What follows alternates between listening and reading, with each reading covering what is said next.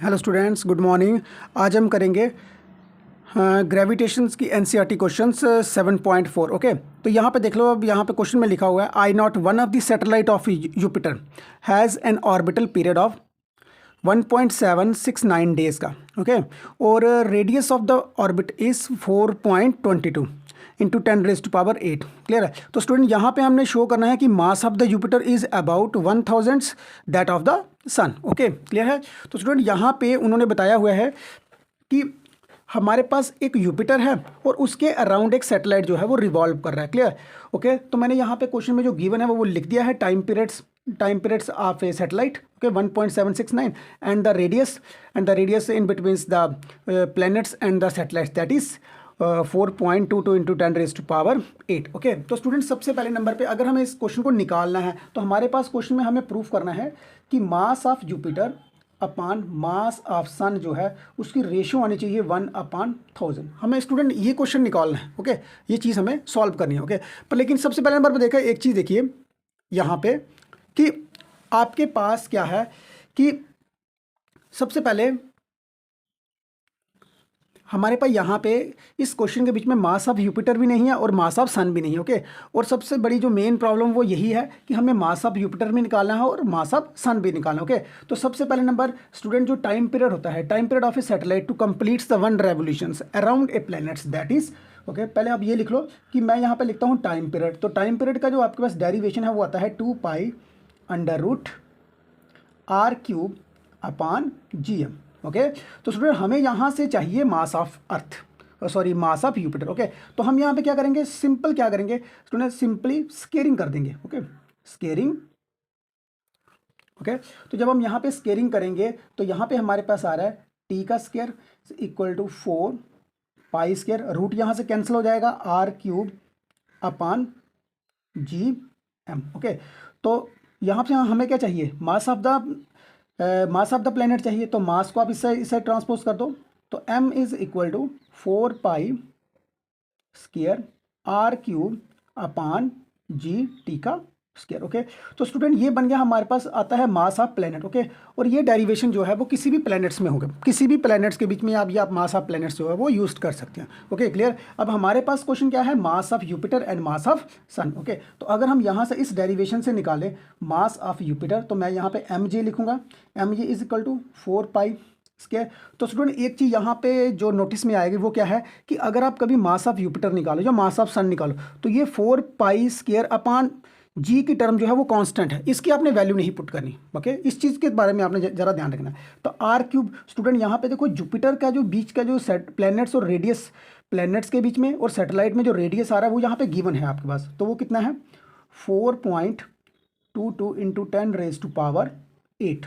Okay, metre का ये आएगा आपके पास यहाँ पे क्यूब। ओके, तो यहाँ पे आपके पास सिंपल क्या है, यहाँ पे g रहेगा और t का स्क्वायर, तो t का टाइम पीरियड उन्होंने दिया हुआ है 1.769 डेज। तो एक चीज़ और भी है स्टूडेंट, यहाँ पे हमें यहाँ पे सेकंड में करने की भी ज़रूरत नहीं, क्योंकि जो हमारे पास टाइम पीरियड हम जुपिटर का निकालेंगे ना डेज में, वहीं हम टाइम पीरियड जो है वो सन का भी निकालेंगे डेज के बीच में। ओके, क्लियर है। तो यहाँ पे आपका क्या आ रहा है, यहाँ पे स्केयर आ रहा है। क्लियर। तो जब आप यहाँ पे इसको सॉल्व करोगे तो हमारे पास जो टर्म आ जाएगी वो आएगी 4π² अपान जी। ओके, और जब आप इसको सॉल्व करोगे तो मास ऑफ जुपिटर को, तो ये पूरा जब आप कंक्लूड कर दोगे तो हमारे पास यहाँ पे आएगा 2.4 इंटू 10⁻25। ओके, तो स्टूडेंट इसको रख लो इक्वेशन नंबर 1। ओके, क्लियर है। अच्छा, अब हम बिल्कुल सिमिलर हम निकालेंगे मास ऑफ सन। तो मास ऑफ सन में क्या है 4π² अपान जी तो रहेगा ही रहेगा। ओके, अब यहाँ पे आपके पास क्या आएगा, रेडियस ऑफ अर्थ का cube upon time period of earth का स्क्वायर। अब स्टूडेंट मैं यहाँ पे अर्थ का क्यों ले रहा हूँ, क्लियर। अब देखो यहाँ पे हमारे पास यहाँ पे सेंटर में क्या है, इस समय सन है, और जो रिवॉल्व करेगा प्लेनेट, जो अर्थ मान लो यहाँ पे अगर अर्थ है तो अर्थ रिवॉल्व कर रहा है तो earth act as a satellite. Okay, यहाँ पे जुपिटर के रिवॉल्व में जो कोई भी ऑब्जेक्ट, जो सेल्सियस बॉडी जो थी that is continuously revolving around the Jupiter that is satellite, and in this conditions earth is continuously revolving around the sun that is also to be a that is also to be the satellite of sun. Okay, clear है। तो फिर यहाँ से लेके हमारे पास ये जो radius बन गया और इसका जो 1 रेवोल्यूशन होगा वो हमारे पास टाइम पीरियड बन जाएगा। ओके, अब हम सिंपली यहाँ पे लिखेंगे 4 पाई स्क्वायर अपॉन जी। अब स्टूडेंट यहाँ पे देखो रेडियस, ओके अब यहाँ पे क्या है, रेडियस का मीनिंग क्या है, यहाँ से सन से लेके अर्थ तक का जो डिस्टेंस होगा वो आपके पास क्या है, radius is equal to 1 astronomical units. Okay तो ये किसके बराबर है, 1.496 इंटू 10⁻11 मीटर है। ओके स्टूडेंट ये याद रखना कि सर्कल में सन और अर्थ का जो सर्कल है उसके बीच का जो रेडियस है उसका डिस्टेंस है ये।